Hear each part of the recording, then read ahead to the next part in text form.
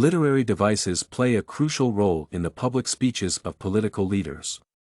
In addition to the fact that the metaphor makes speech more expressive, it allows to explain complex political phenomena through more familiar realities to the addressee.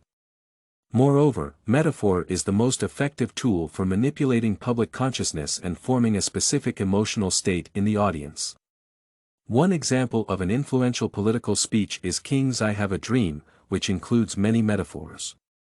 This speech by Martin Luther King is effective because it gives the political text the most expressiveness, prompts the necessary emotional reaction from the listeners, and masks the unpleasant facts of reality, conveying them in a more noble form. In Martin Luther King's speech, metaphors have remarkable expressiveness. They are understandable to most people since they are based on familiar images. The primary audience of King was ordinary people, people who knew what real suffering was, and Martin Luther King managed to create precisely such metaphors that were close to them. The metaphors of storms of persecutions and the winds of police brutality emphasize even more that the Negroes had to suffer a lot. The political leader there by himself shows that he is aware of their suffering, which means that he is ready to help and lead them. These literary devices also help King to show his complicity and empathy. He calls citizens of color veterans of creative suffering. This is a vivid metaphor, which is one of the most expressive in the political speech of King. King's speech is effective because the extended metaphor used at the climax of a political speech spurs people to action.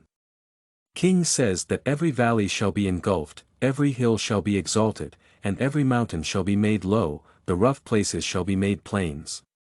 He strives to convey to people that nothing is impossible, that valleys can turn into lakes, mountains into plains, and winding paths can become straight. These metaphors are particularly effective because they are aimed at convincing people of the unfair treatment of them by the state and the opportunity to fight for their rights.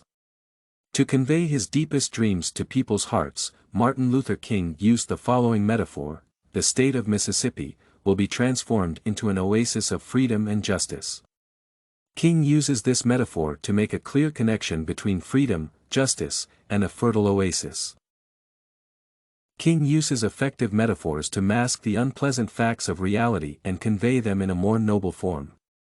The author calls the Emancipation Proclamation, decree, a great beacon light of hope, referring to the image of a lighthouse that helps sailors and gives them hope in difficult times. King says, Negro slaves who had been seared in the flames of withering injustice. He implies that the injustice that black people suffered for a long time was the source of the nightmares of their lives and incinerated them. Moreover, King says that the Negro lives on a lonely island of poverty amid a vast ocean of material prosperity.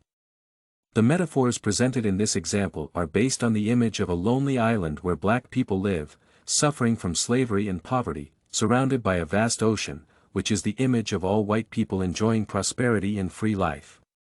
King reasons that the suffering of black people is only a tiny piece of land in the ocean. Thus, Martin Luther King created a great political speech that ignited the hearts of many people who had already lost faith in freedom and justice.